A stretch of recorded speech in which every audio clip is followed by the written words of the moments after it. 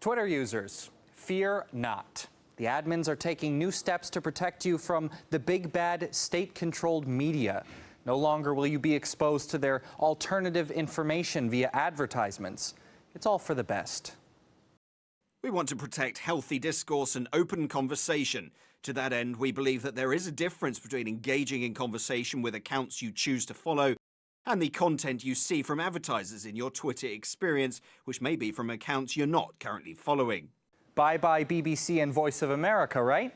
Well, they might actually be what the social media giant is calling taxpayer-funded entities. It's different. And Twitter has put together a diverse team of Western media organizations to draw the line between good and bad. This policy will apply to news media entities that are either financially or editorially controlled by the state. It has been informed by established academic and civil society leaders in this space. Sources include Reporters Without Borders, Press Freedom Index, Freedom House, the Economist Intelligence Unit Democracy Index, the European Journalism Centre's Media Landscapes Report, the Committee to Protect Journalists, and UNESCO's Framework to Assess Media Development and Independence. That's right, Freedom House, the apparently independent and U.S. state-funded NGO that helped the CIA with a 1980s propaganda campaign. Twitter picked the right state-funded organization for the job of censoring state-funded organizations. So why is Twitter suddenly bumping media it doesn't like? Management didn't say, but the mainstream media was able to connect a few dots.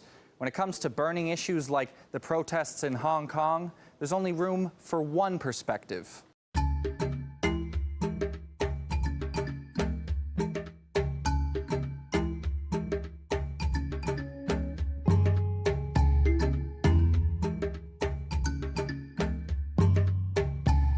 State-owned, public-funded, independent, what's the difference if at the end of the day you're only getting one take on controversial events? It's a bad idea for Twitter to put any restrictions on any media companies and on any of their advertising.